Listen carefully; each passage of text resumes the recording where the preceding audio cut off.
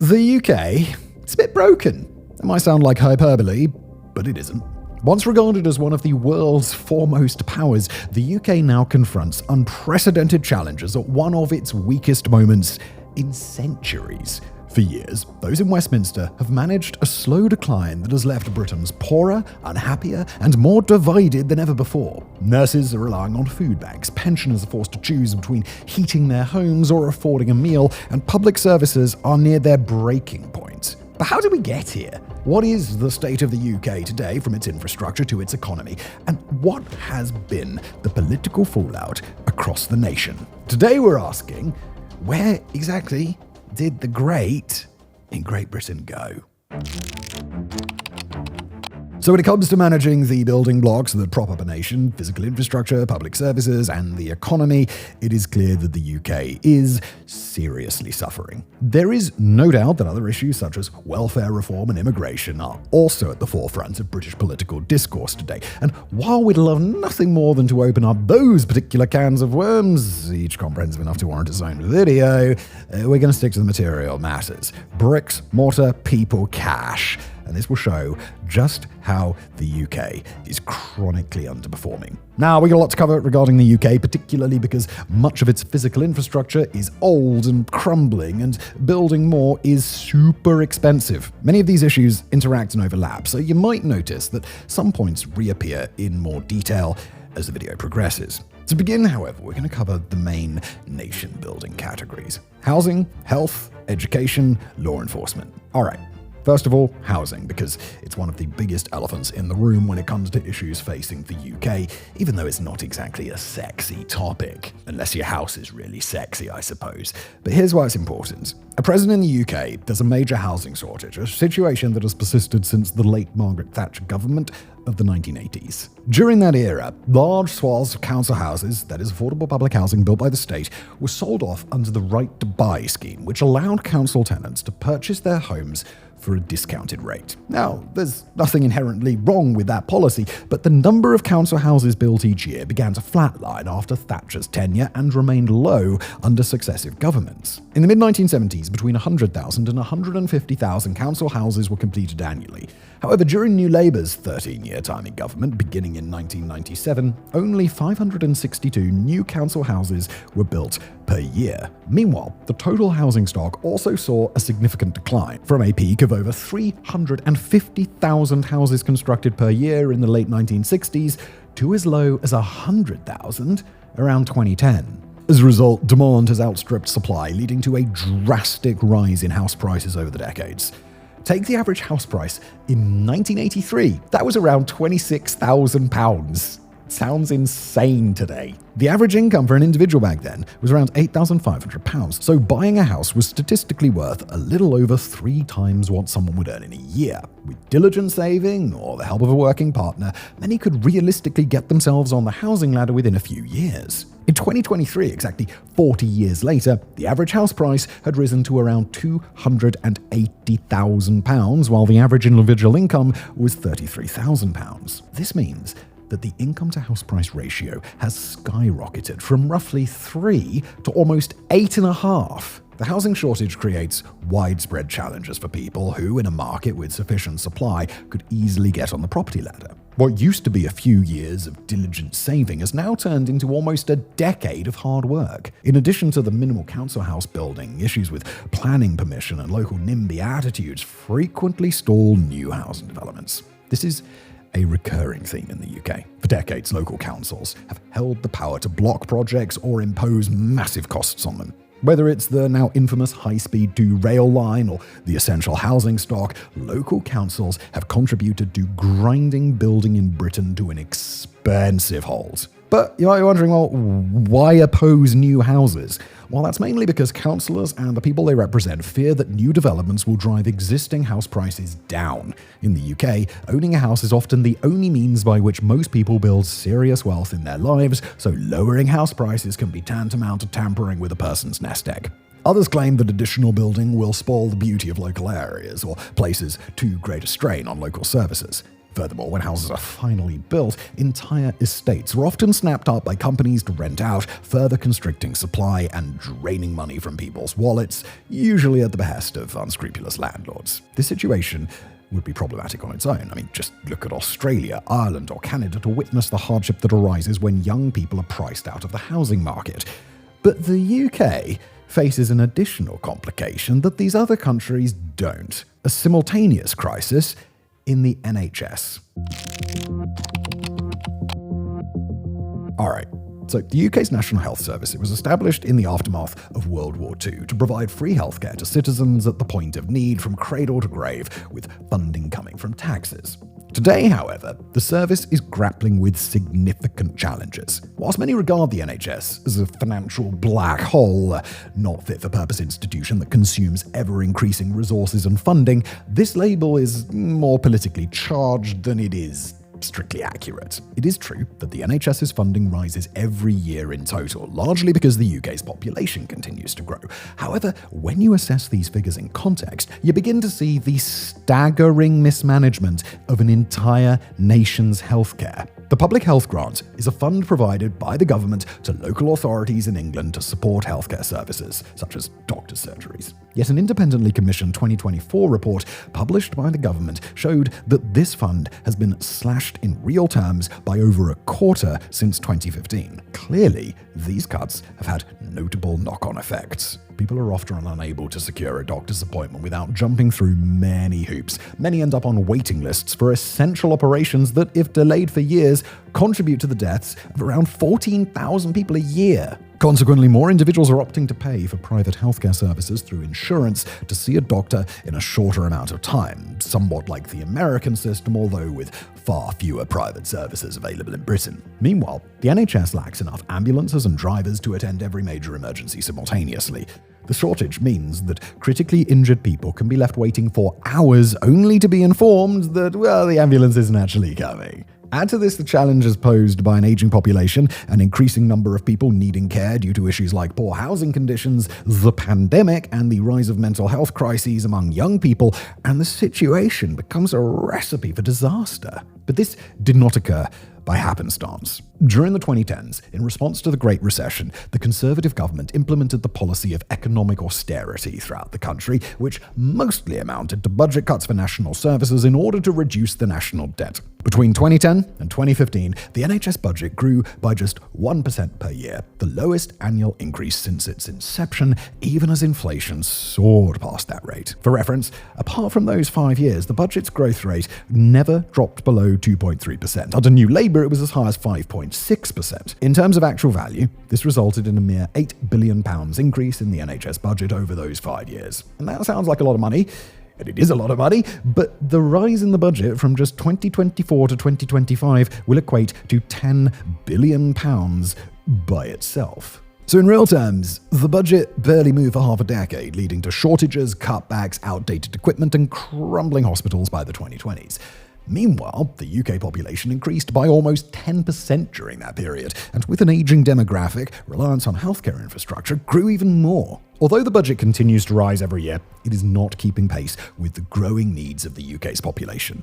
In real terms, this means that since 2010, hospitals have been forced to do more and more with less and less. The 2010s also saw the closure of rehabilitation wards and community hospitals. Acute care was considered just more important and therefore prioritized over these step-down facilities in an effort to save money. Paradoxically, this decision left those who were too unwell to leave hospital but well enough not to require a major ward with nowhere to go, ultimately reducing the overall number of beds available and increasing waiting times for patients. Today, it's definitely fair to say that the system's a mess. NHS staff face longer shifts, abuse, low productivity, and many people simply leave the service altogether. Meanwhile, the pay is so dismal that there have been countless stories of nurses and other public service workers having to utilize food banks to feed their families. The NHS has also been criticized for its bloated middle management and unnecessary bureaucracy, yet it remains comparatively cost-efficient when measured against other high-income nations. An OECD report covering 19 such nations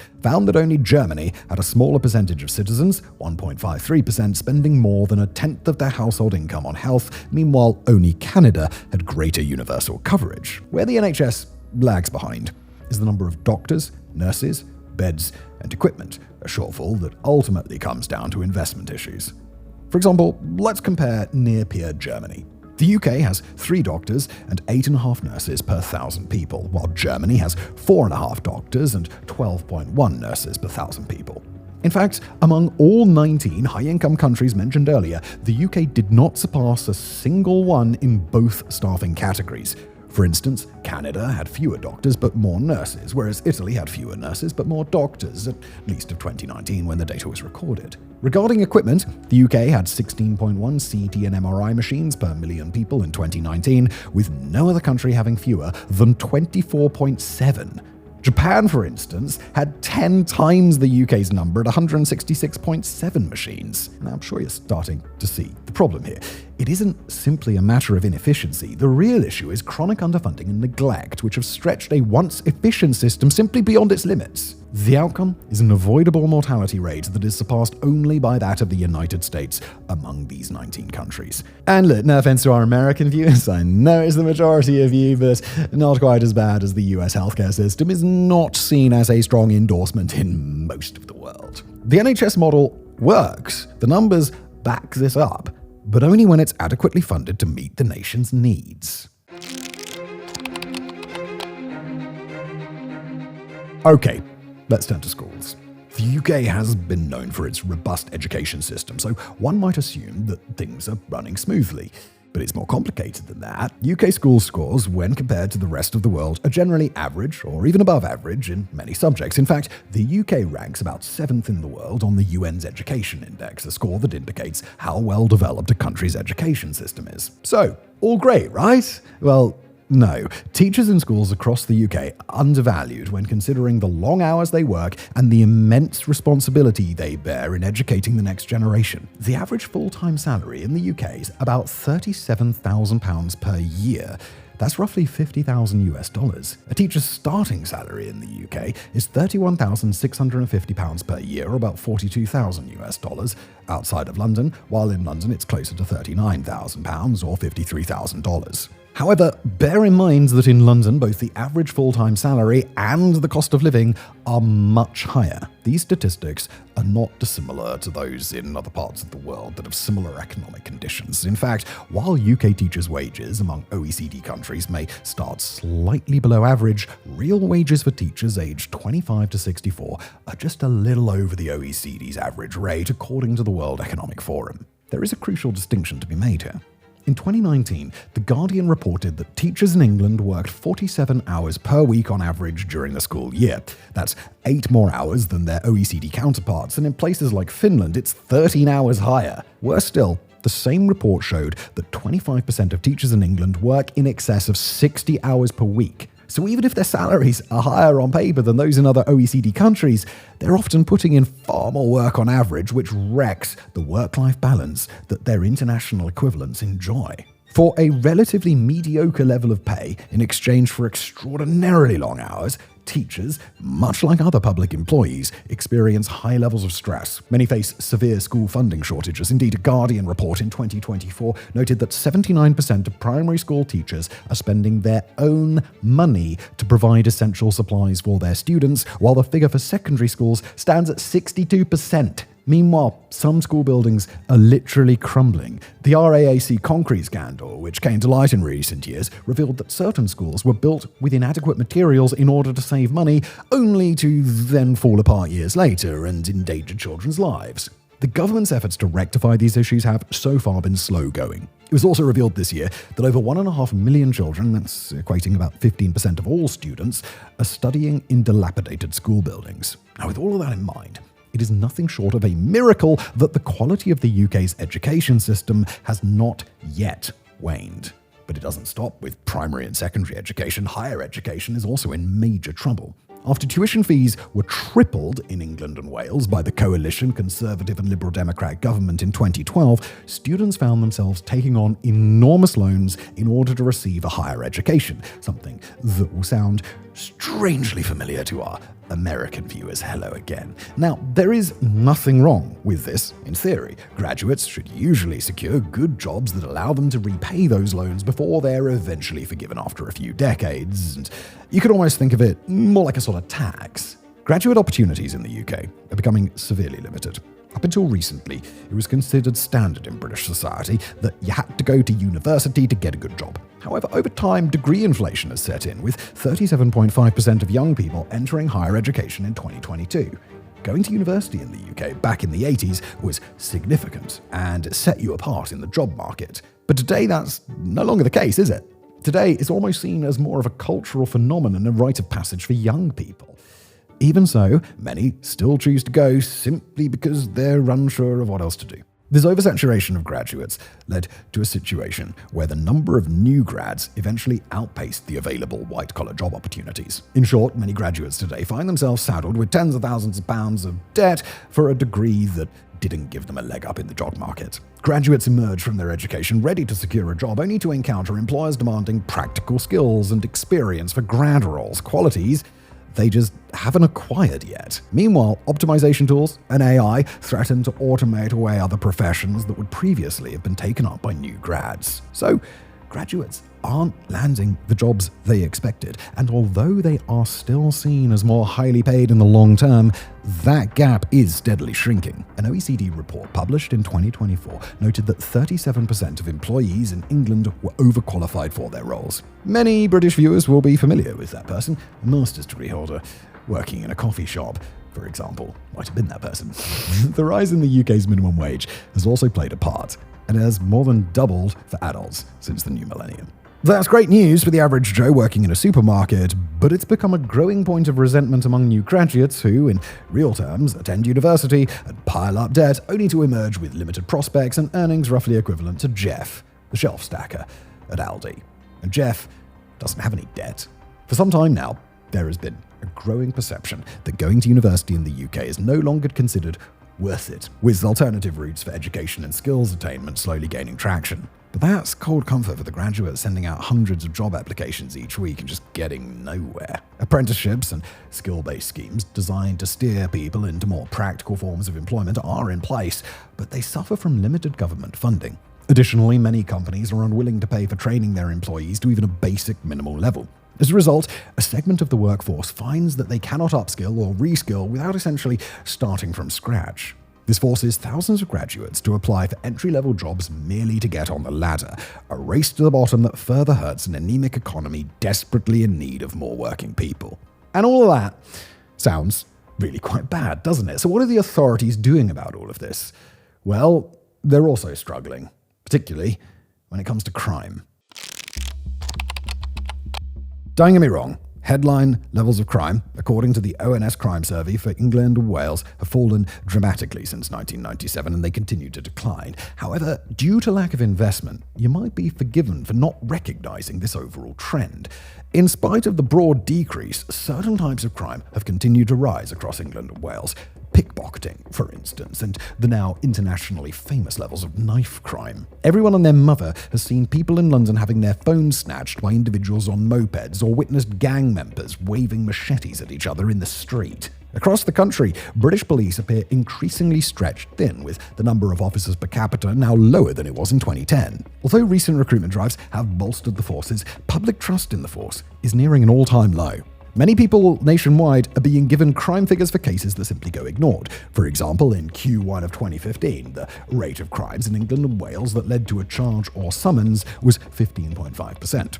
By Q1 of 2023, that rate had dropped to just 5.6%, meaning that only roughly 1 in 20 crimes was actually being solved. Meanwhile, when the police do catch someone, their case often gets added to a backlog of tens of thousands of other cases. This process leads to long waits for criminals to face trial and for justice to be served. Under the new Labour government, some changes have been implemented, such as the establishment of special courts to help reduce this backlog. However, there is still a very long way to go, especially considering that the Ministry of Justice's budget is 11% lower in real terms than it was in 2011. What's more, the UK justice system is struggling, with 80% of all offenders in England and Wales being re-offenders. There's also been much discussion about how UK prisons are completely full, with just under 100,000 inmates currently housed in the country. While that number might not seem particularly high, statistics from 2021 indicate that in Europe, only Russia and Turkey have a greater total number of inmates. In England and Wales, the incarceration rate was around 131.5 per 100,000 people, and just slightly higher in Scotland. In contrast, the European average was 116.1 inmates per 100,000 people, which means that the UK's prison system is much fuller than most found on the continent. Additionally, there are over 14 times the number of people serving life sentences in the UK than in a country like France, despite their populations being almost identical. Yet despite these rising numbers, the UK prison system has seen very little expansion. The Conservatives, who held government for over a decade until 2024, granted a mere 482 extra prison places across the entire country, which amounts to just 34 places per year on average. Not that these are places you'd want to send a human being with the goal of rehabilitating them. In 2024, it was reported that 82% of prisons were considered inadequate and in urgent need of significant repairs. The result of crumbling infrastructure, underinvestment, and under-equipped facilities has been a rise in activities such as drone-based smuggling, a practice where drugs and other contraband are flown directly over prison walls to reach inmates. Guards simply can't be everywhere at once, and cameras can only record the unfolding events. Furthermore, the 2025 Watchdog report on UK prisons revealed that in a survey of 5,431 prisoners, 39% indicated that it was easy to acquire drugs, and 30% of random drug tests conducted returned positive results. Meanwhile, many prisons are facing overcrowding as the country struggles to avoid exceeding national prison capacity. To alleviate these issues, the BBC reports that the Labour government has considered releasing so-called lesser offenders early, allowing them to go free after serving just a mere third of their sentence. However, as the BBC notes, this scheme could include violent offenders, such as those convicted of sexual crimes and domestic abuse, which, for some strange reason, has not been met with public approval. I wonder why. And this comes on top of the fact that the UK has already released over 3,000 prisoners early in 2024. Prison staff, like almost all government employees in the UK, are poorly paid and given few resources to accomplish their jobs. The combination of low pay, limited resources, and high stress often leads to high turnover and the presence of inexperienced staff, which can result in corruption and smuggling. Meanwhile, a recent Watchdog report noted that the early release of certain offenders is stretching an already wafer-thin probationary service even thinner. Overall, while the UK justice system is barely functioning, chronic underfunding threatens to completely undermine it. Without significant investment, these issues are only likely to worsen. So, as far as brick and mortar infrastructure and essential public services go, the very foundations needed to keep society on an even footing, the UK isn't merely lagging behind, it is teetering on the edge of crisis. And that's just the visible part of the problem. Beneath the surface lies a deeper issue, the absolute shambles that is the national economy, suffering from chronic underfunding and mismanagement. Now on paper, the British economy appears nominally fine. It's one of the largest in the world when measured by GDP. British politicians often laud the UK for having the fastest economic growth in the G7. But that claim, it's misleading. The nation's higher growth rate has been achieved over only a very short period of time. It's like bragging about overtaking a parked Ferrari on a bicycle. Despite what many figures suggest about the UK's place in the world, the reality on the ground is quite different for the average British household. Now, the story begins in 2008 with the Great Recession, known in the UK as the credit crunch, because we've never faced a crisis that we couldn't downplay by comparing it to breakfast cereal. Before 2008, the British economy was not spectacular, but it was generally growing in real terms. The dot-com bubble had come and gone, and although the Thatcherite policies of the 80s still lingered in the background, overall things were okay. For example, according to the International Monetary Fund, the trend growth of GDP per head in the UK was about 2.5% per year between 1990 and 2007. Not terrible, but hardly earth-shattering. Meanwhile, during the same period, real disposable income for British people rose by 48%, which is impressive. After all, the more disposable income you have in your pocket, the more you spend, and that spending, in general, helps to grow the economy. And then came the banking crisis. The UK had, and still has, an outsized banking sector focused primarily in and around London, so the Labour government, led at the time by Prime Minister Gordon Brown, had to confront the severe impact of the crisis head-on. Banks were bailed out at great expense to the taxpayer, plunging the UK economy into a deep, cavernous malaise, all while nobody went to jail for causing the collapse of half of the Western world's economy. In contrast, in the US, the origin of the crisis, the economy recovered and bounced back even stronger, whereas the UK simply lacked the means and resources to extract itself from the hole in any meaningful or transformational way. The Labour government was blindsided by the crisis. Although it did what it could to stop the bleeding, it had sleepwalked into several major problems that in hindsight should have been fixed beforehand. For example, it could have clamped down on the risky banking and lending practices that emerged from the deregulation of the 1980s, instead of allowing them to fester. In 2010, the coalition government, led by David Cameron's Conservative Party, promised to steady the ship financially. In practice, however, that promise translated into a major policy of austerity. Public services were cut, the size of the government was reduced, and spending was severely limited. Despite being a time of historically low interest rates, the UK refused to borrow money to bridge the financial gap.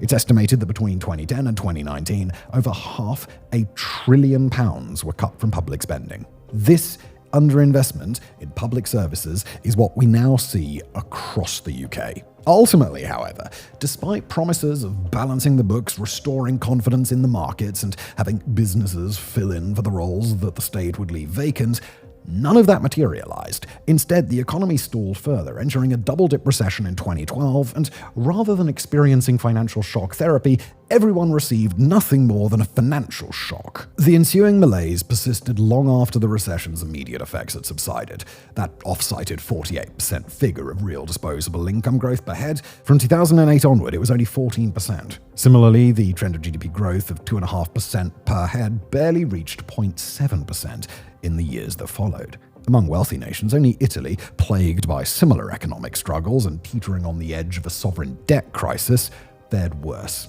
As a result, UK GDP per head in 2025 is forecast to be a full 33% lower than it would have been had the 1990 to 2007 trend continued. In real terms, though it was not evident at the time, 2008 set the UK on a path to becoming a full 1/3 poorer. Compounding this issue has been a major productivity slump over time. From 2007 to 2023, the UK's real output per hour, a metric to measure productivity, rose by only 6%. This figure closely mirrors that of some peer nations such as France during the same period. However, other nations rebounded more robustly. For instance, the United States experienced a 22% increase in productivity, while the Eurozone as a whole rose by 10%. The UK has spent the better part of 2 decades trying to unravel what is known as the productivity puzzle. Instead of deeply researching the key causes of this slump and putting measures in place to fix them, successive governments, including the current one, have chosen to treat the issue like black magic, constantly applying a new ideological twist on how to repair the damage. There has been no consistent industrial strategy, no real effort to bridge the skills gap in the workforce, and no meaningful attempt to address the abysmal levels of public and private investment in the country since 2010. Frequent U-turns, policy challenges, and Brexit have all left companies inside the UK with little idea of what to plan for. As a result, many have chosen not to upgrade equipment or make significant investments in their businesses, which in turn stifles economic growth. And I mean, who can blame them? The market is still dealing with the trauma of the austerity era, making people understandably cautious when faced with the possibility that the next mini-budget, foreign war, or Brexit-level event might throw everything into disarray all over again. And speaking of Brexit, let's delve into some of the problems specifically caused by the 2016 vote. While the public was promised deregulation, control over their borders, and lucrative economic deals, new trade barriers with Britain's largest foreign market instead slowed economic growth, and uncontrolled migration soared to record levels. Meanwhile, net migration in the UK, that is the total number of people entering the country versus those leaving, was around 212,000 in 2019, when the UK was still just barely part of the EU, but by 2023 that figure had risen to 906,000. At the same time, the free trade agreements with other countries, which were promised as a means to reclaim Britain's economic autonomy, have been slow to materialise and have not proven as lucrative in practice. For many, it's fair to say that Brexit has ultimately failed to deliver on the promises made by its campaigners. But there is far more to the malaise of the UK's economy than just Brexit.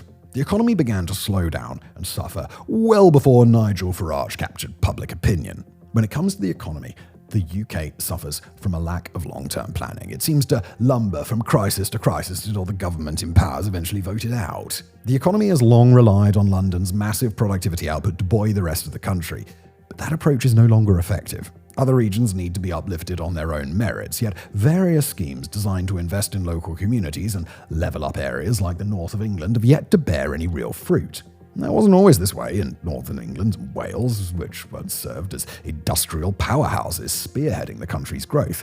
However, the backs of unions were broken by Margaret Thatcher in the 80s. Coal mines and factories were closed, and economic opportunities essentially evaporated overnight, leaving these regions poorer than before. Later governments attempted to maintain the nation's social cohesion amid the loss of these industrial zones by using wealth transfers through the welfare state and benefit system. Unfortunately, this approach failed to recognize the importance of dignity. People wanted to be proud of their jobs and their hometowns, but instead they found themselves jobless and rudderless, forced to survive on state handouts as their communities crumbled around them with the disappearance of key local economic drivers. While the overall economic outlook might have looked similar, the pride that once fueled productivity had vanished. As a result, people left in search of better prospects elsewhere in the country, often migrating to London and its surrounding areas, further draining the talent from their home communities. The UK government's attempts to connect the north and south of the country and thereby transfer wealth and productivity to poorer northern communities died with the abysmal expense and mismanagement of the high-speed 2 rail project, which is touted to potentially reach an eye-watering £66 billion before it finally gets completed sometime in 2033. It has been so much of a failure that overspending enormous amounts on infrastructure that won't provide any major benefit should henceforth be referred to as doing a Westminster.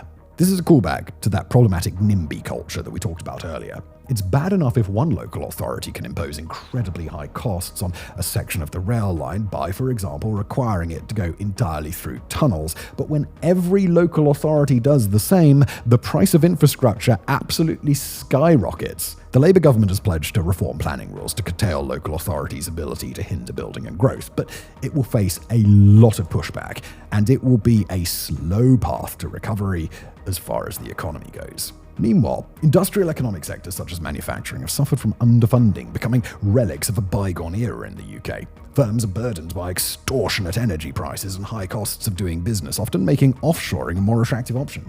Even the UK government has repeatedly proven incapable of managing industrial projects on its own, resulting in private partnerships with foreign companies that channel money directly out of the UK's economy. Moreover, there are relatively few established plans for the future of industries like AI beyond flashy headlines proclaiming a goal of becoming a superpower in such fields, implying that the industrial base will continue to wither away. What then is the consequence of this lack of planning, long-term slowdown, and general economic foresight? Well, naturally, the people of the UK bear the brunt of these shortcomings. Since the outbreak of the war in Ukraine, energy prices have skyrocketed, plunging the average household into a severe cost of living crisis fueled by an inflationary spiral that peaked at 11.1% in October 2022. The craziest part, the UK wasn't even particularly reliant on Russian gas at the time. The explosion of energy prices in 2022 is largely attributable to a system that most people have never even heard of. Prices spiked because of a UK policy known as the Law of One Price. Throughout the day, there's a continuous auction where electricity generators bid the price at which they are willing to generate electricity, since the cost of production can vary dramatically. The highest bid needed to meet demand then sets the price for all generators. After all, electricity is just electricity at the end of the day. In the UK, natural gas plants must remain on standby to meet demand because although renewables provide the bulk of the country's electricity, they are intermittent when the wind isn't blowing and the sun isn't shining. Gas facilities, which are the most expensive to run, typically set the market price. When the UK uses up its renewable energy, it must call upon sources like natural gas plants to fill the shortfall. As a result, the UK has become and remains heavily reliant on natural gas as a commodity. When Russia invaded Ukraine, global gas prices spiked. This increase in prices, in turn, raised the cost of running these gas plants, which caused the price of electricity generated even by renewables to shoot up. And yes, it really is as dumb as it sounds. Other countries like France, they've sidestepped much of this inflationary pressure from rising energy costs by generating vast amounts of nuclear power. Even though GB Nuclear was launched under the new Labour government, significant progress on that front is still some way off. Meanwhile, NIMBYs in the UK protest even the construction of inoffensive wind turbines in fields, let alone a nuclear power plant and its associated waste. And so, when you combine an inflationary spiral with a rising cost of living and stagnant wages weighed down by sluggish growth and productivity, what do you get? You get less money in pockets to fuel the British economy. And as a result, the Office of Budget Responsibility reported that real household disposable income per person fell over 4% between just 2022 and 2023, and then dropped almost another 3% the year afterwards. In total, this constitutes more than a 7% fall in real disposable income for every household in the UK. That's the largest two-year decline since 1956. UK citizens are now economically suffering at levels not seen since post-war reconstruction. Adjusted for inflation, wages in 2024 remain at the same level as in 2008, while almost everything else has become a lot more expensive. The UK population is having to do more and more with less and less, all while being forced to accept diminished returns in the form of withering public services. Today, 11% of people in the UK are food insecure, with massive rises in food bank usage over the past several years. Public servants, such as nurses and teachers who are desperately needed, are being neglected, while others have to decide every winter whether to heat their homes or feed their children. This, in essence, is a symptom of a system that is slowly falling apart. It might not seem like it, based on our conversation today, but the UK does have many positives still. London is home to some of the strongest government institutions in the world, and there's a rich tapestry of people and communities working to support each other under increasingly difficult circumstances. Many British sectors, including the creative industries, are among the best globally. Similarly, the government has made progress in reforming areas that previously seemed fundamentally broken, such as the planning system, which may slowly help steer the British economy and boost productivity. But we must stress that there is no magic solution or silver bullet here. This script serves as something of a warning, laying the UK's infrastructure issues bare for all to see. And it acts as a crossroads too. Either the UK can tackle its problems head on by making difficult choices that will benefit the country, or it will continue to backslide to a time when it was poorer and smaller on the world stage. If the UK cannot get its house in order, if it cannot deliver for its citizens and get its crises under control, then more crises will come, and they will prove to be far worse than anything that has come before. The rot has to stop before it is too late. Thank you for watching.